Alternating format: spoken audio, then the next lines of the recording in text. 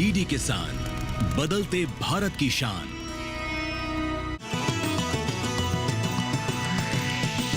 DD किसान, बदलते भारत की शान।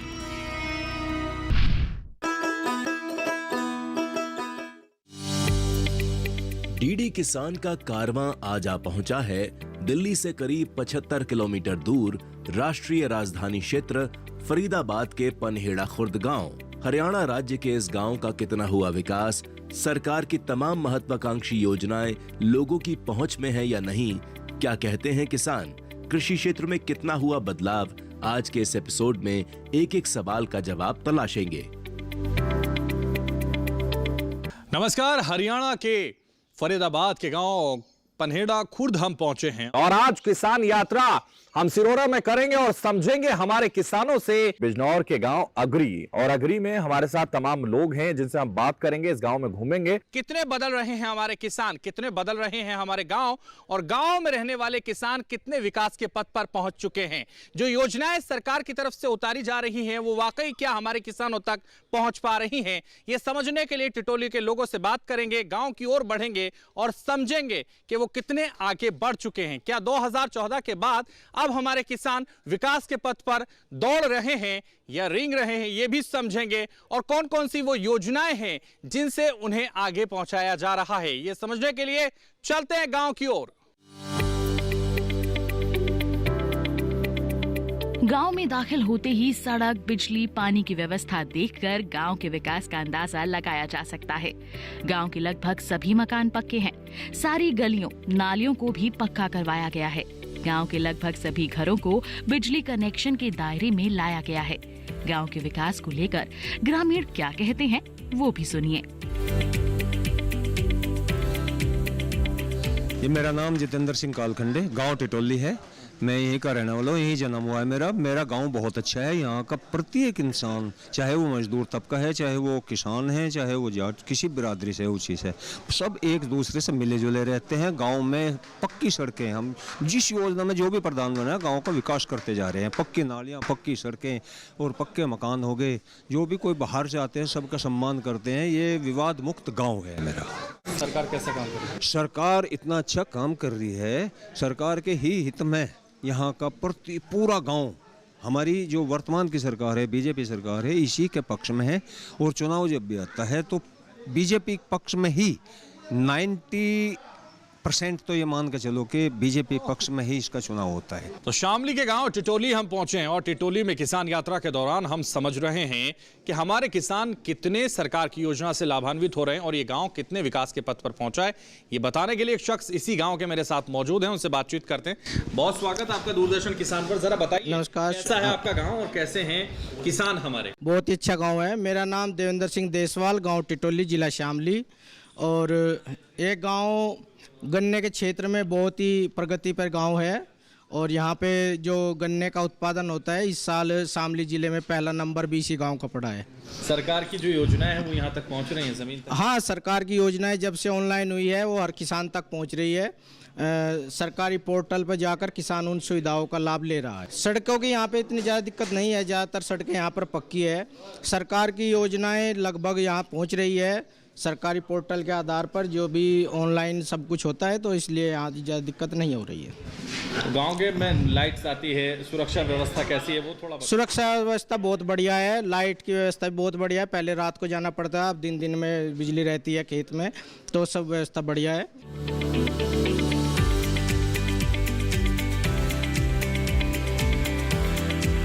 तो टिटोली के रहने वाले ग्रामीणों के मुताबिक गांव में विकास कार्य हुआ है। किसानों तक सरकार की तमाम योजनाएं पहुंचने लगी हैं, जिससे किसानों को आगे बढ़ने में मदद मिल रही है। हम गांव के एक और घर पहुंचे। यहां हमारी मुलाकात युवा किसान विनीत कुमार से हुई। हमने गांव के विकास को लेकर विनीत से भी बातचीत की।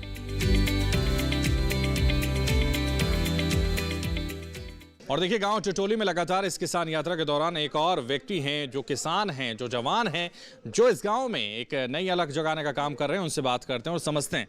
क्या नाम है आपका? नमस्कार जी, मेरा नाम विनीत कुमार है। मेरा गांव टिटोली है और मेरा जिला मुजफ्फरनगर है। हाँ जी। कैसा है आपका गाँव? मेरा गांव बहुत ही अच्छा है, साफ सुथरा है, सड़कें की सभी अवस्था सब बढ़िया है, एकदम फर्स्ट क्लास। तो सरकारें जो योजनाएं चला रही हैं वो योजनाएं यहाँ तक पहुँच रही हैं? हाँ बिल्कुल पहुँच रही है। उज्ज्वला योजना है, आवास योजना है, हाँ जी। तमाम किसान सम्मान निधि योजना है, ऐसी योजनाएं जो सरकार गांव के किसानों तक पहुंचाना चाहती है, उनका कितना लाभ आप तक पहुंच रहा है? हमारे गांव के लगभग टोटली सभी लोग इसकी योजना का, किसान लोग फायदा उठा रहे हैं और योजनाएं बहुत अच्छी चल रही है। क्या क्या सुविधाएं हैं गाँव में? अभी तो हमारे यहाँ टंकी की भी सुविधा होगी, पानी की टंकी की होगी, और जी सड़कें भी सब RCC है। गाँव में मतलब स्कूल वगैरह सब कुछ अच्छा है। अस्पताल है? हाँ अस्पताल है, सरकारी अस्पताल है, एक छोटा। सुविधा वहाँ दी जाती है। और नालियाँ कैसी हैं? नालियाँ खंबे, आवास कैसे हैं? बहुत अच्छा है। तो क्या कहेंगे गांव के बारे में? मेरा गांव तो बहुत ही अच्छा है जी। देखो सबको अपना गांव अच्छा लगा, लेकिन मेरा गांव भी मुझे बहुत अच्छा लगा। अच्छा। हाँ, सभी साफ सुथरा है, कोई गंदगी वगैरह नहीं है, और जो सफाई करने वाले भी आवे हैं वो भी अब बहुत ही अच्छा, मतलब अपना पूरा किरदार निभा रहे। कोई ऐसा नहीं है कि गाँव में नहीं आ रहा और ये साफ सफाई नहीं कर रहा, सबसे बढ़िया है।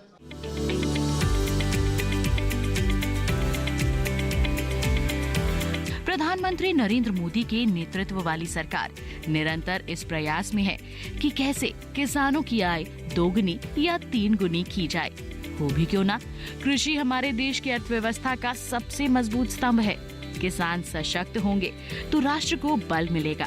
इसी ध्येय को पाने के लिए हमारे कृषि विशेषज्ञ किसान को विज्ञान से जोड़ने की कोशिश कर रहे हैं। बड़ी जोत और कम जोत वाले किसानों की आय कैसे बढ़ाई जाए, इस पर काम कर रहे हैं।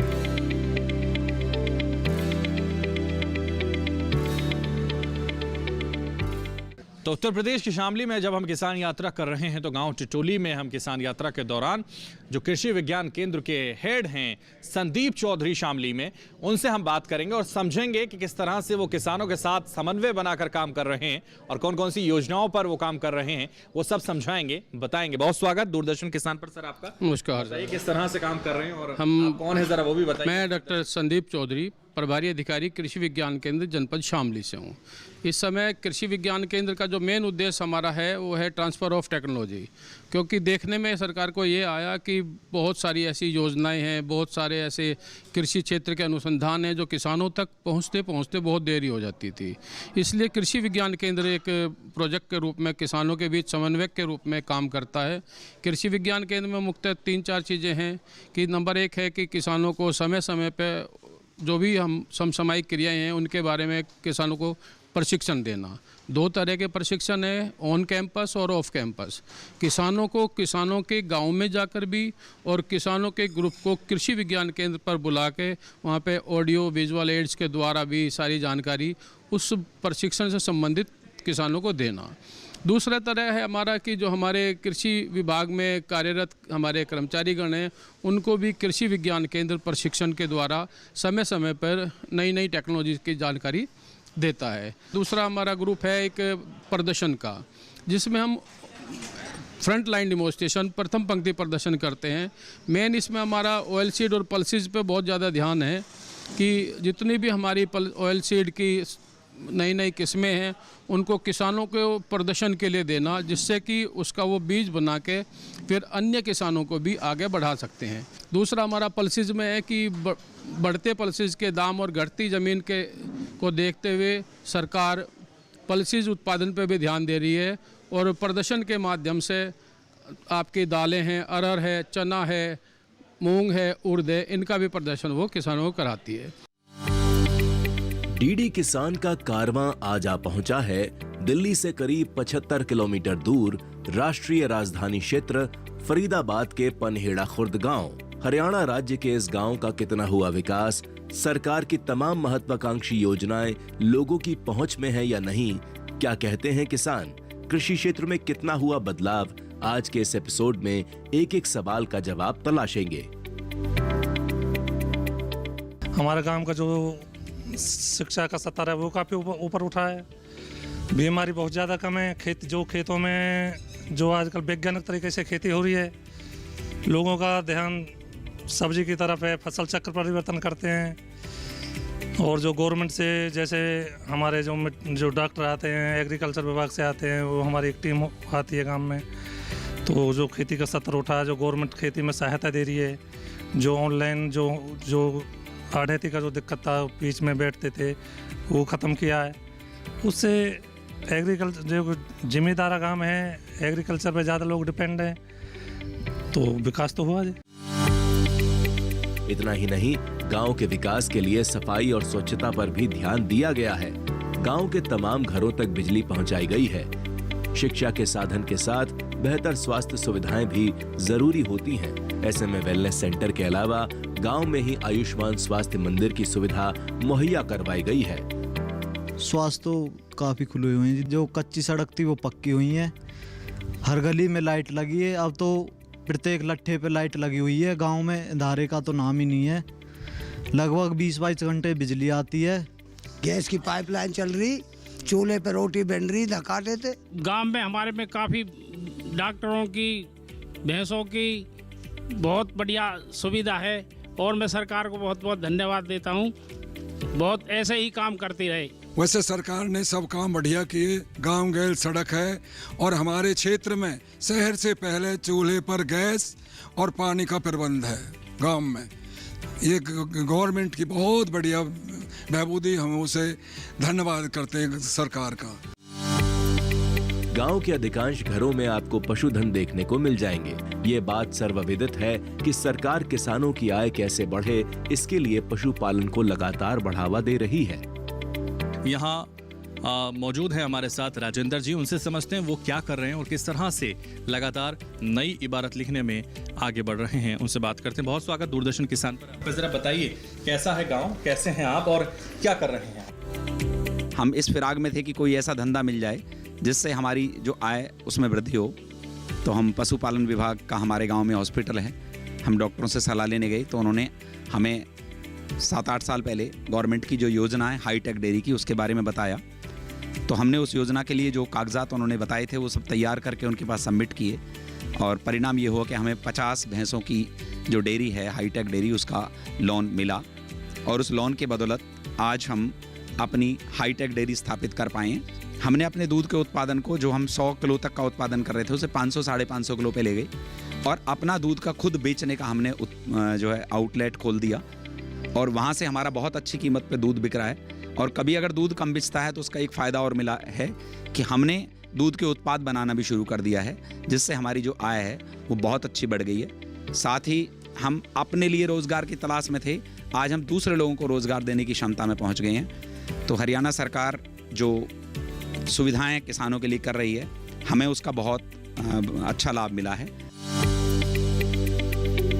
इतना ही नहीं, सरकार का ध्यान गरीब मध्यम वर्गों के बेरोजगार युवाओं पर भी है। सरकार उन्हें दुग्ध व्यवसाय बनाने के लिए डेयरी योजना लाई है। इस योजना का मकसद ज्यादा से ज्यादा किसान परिवारों को लाभ पहुंचाकर उन्हें आत्मनिर्भर बनाना है। जो हरियाणा का अनएम्प्लॉयमेंट यूथ है, उनको व्यवसाय प्रदान के लिए हरियाणा सरकार डेयरी योजना लेकर आई है, जो जनरल कैटेगरी के पशुपालकों के लिए 4 भैंस से लेकर 50 भैंसों तक है। 4 भैंस और 10 भैंस की डेयरी चलाने के लिए सरकार 25% का अनुदान देती है और जो 20 भैंस और 50 भैंसों तक की डेयरी चलाता है, उसमें सरकार 5 साल तक का जो बैंक का जो लोन की राशि होती है, उसका ब्याज सरकार अपनी तरफ से देती है। इसके अलावा अनुसूचित जाति के जो पशुपालक हैं, जो पशुपालन के व्यवसाय में से जुड़ना चाहते हैं और अपनी आजीविका बढ़ाना चाहते हैं, उनके लिए सरकार डेयरी के लिए 2 और 3 भैंसों की डेयरी स्कीम है, उसके लिए सरकार 50% का अनुदान देती है। इस स्कीम से पशुपालकों का जो है उनका काफ़ी आर्थिक उत्थान हुआ है और वो उनको ब्याज बैंक का नहीं देना पड़ता, उससे उनको बहुत फ़ायदा होता है और अपने बच्चों को अच्छे अच्छे स्कूल में वो शिक्षा दिलवा रहे हैं और उनके बच्चे फिर अच्छे पढ़ लिख कर नौकरियों की तरफ भी जा रहे हैं।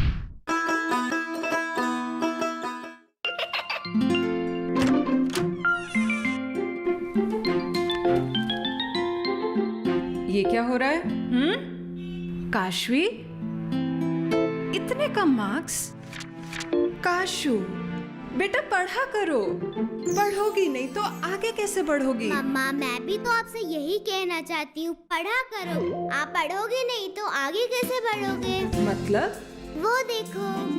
सिर्फ बैक पर छपा ऑर्गेनिक नहीं, ऑर्गेनिक का निशान पहचानिए। पीजीएस ऑर्गेनिक का ये लोगो उन किसानों की पहचान है जो आज भी परंपरागत विधि से रसायन मुक्त खेती कर आपके लिए शुद्ध फसल उपजा रहे हैं। अब समझे मम्मा, अगर मैं प्योर ऑर्गेनिक फूड नहीं खाऊंगी तो अच्छे मार्क्स कहाँ से लाऊंगी? अच्छा बच्चों। जैविक खेती की इस मुहिम को आगे बढ़ाइए, शुद्ध ऑर्गेनिक अपनाइए।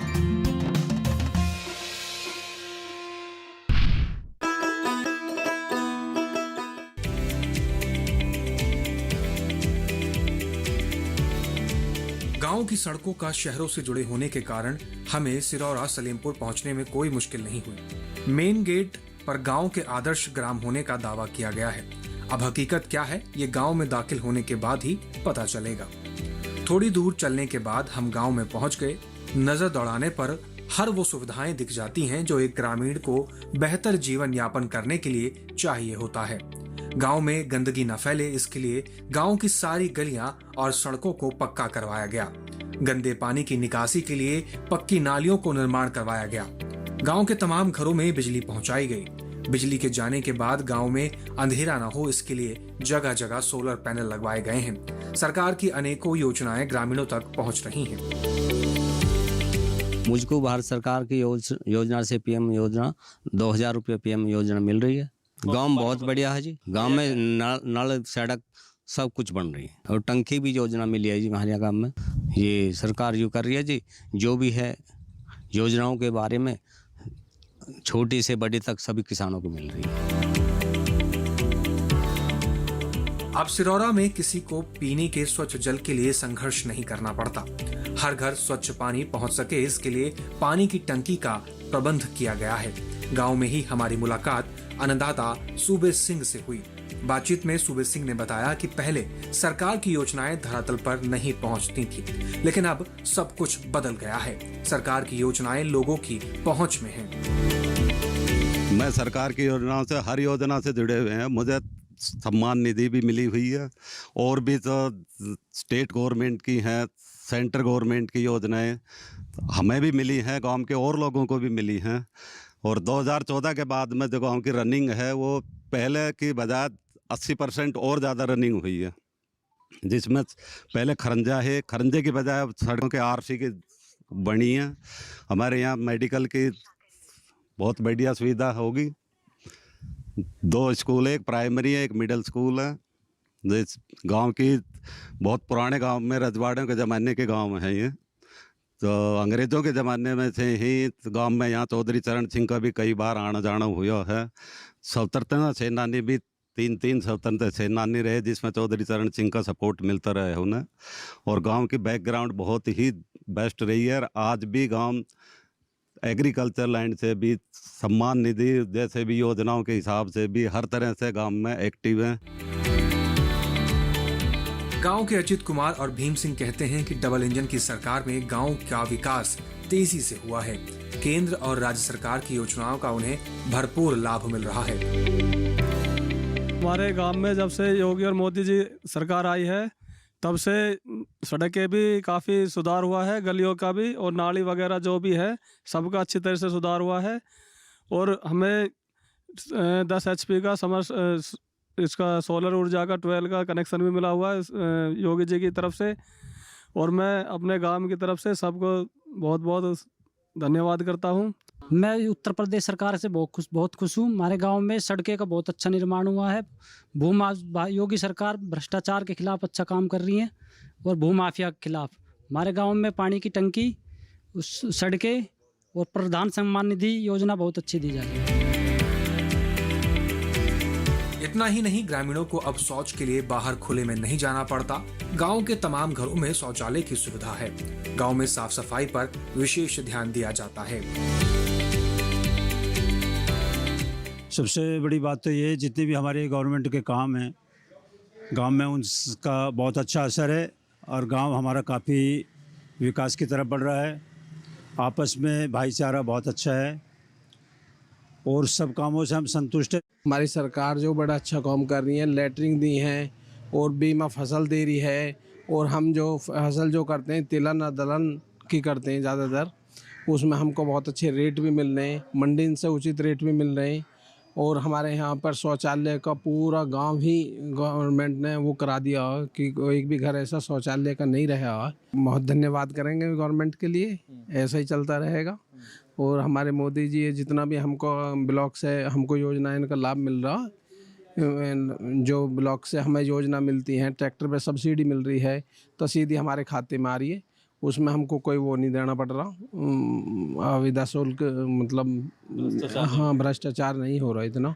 चौपाल में बैठे एक किसान राहुल जवान से हमारी बात हुई, जो 18 साल भारतीय सेना में सेवाएं देने के बाद अब धरती की सेवा में लगे हुए हैं और उनका ध्येय जहर मुक्त खेती करना है, जिसे उन्होंने काफी हद तक पा भी लिया है।